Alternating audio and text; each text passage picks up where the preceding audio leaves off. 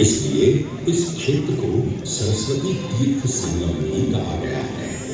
सरस्वती नदी के अदृश्य रूप से मिलने के पीछे भी एक पौराणिक कथा सुनने को मिलती है। ऐसा माना जाता है कि बद्रीनाथ क्षेत्र की गुफाओं में जब वेद व्यास जी भगवान गणेश को महाभारत की कथा सुना रहे थे, तब उस क्षण सरस्वती जी हिम शिखरों से टकराते हुए अपना मार्ग बनाती हुई बड़ी ही तीव्र गति से बह रही थी।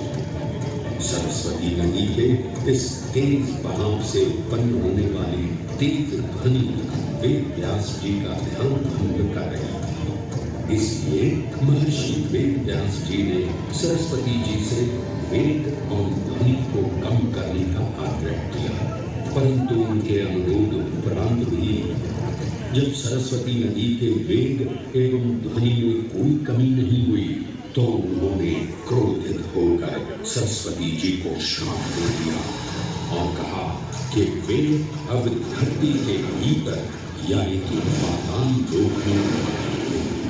तब से ये माना जाता है कि हिम शिखरों से उद्गमित हुई सरस्वती नदी उत्तराखंड के माना गांव से आगे अपने अदृश्य रूप में प्रवाहित होती है।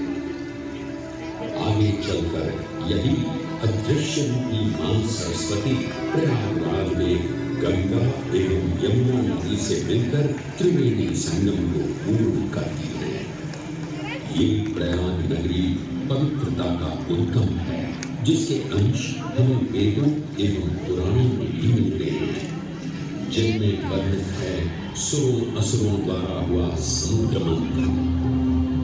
अमृत प्राप्ति के लिए सुरों और असुरों ने एकजुट होकर क्षीर सागर का मंथन किया, जिसके संदर्भ में पुराणों में विभिन्न कथाएं देखने को मिलती हैं।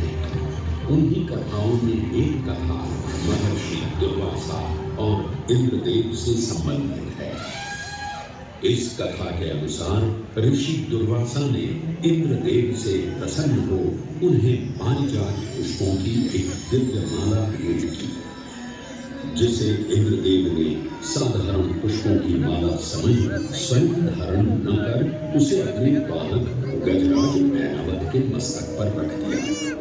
पल भर में गजराज ने वो माला धरा पर गिरा, उसे अपने पैरों तले रोक दिया।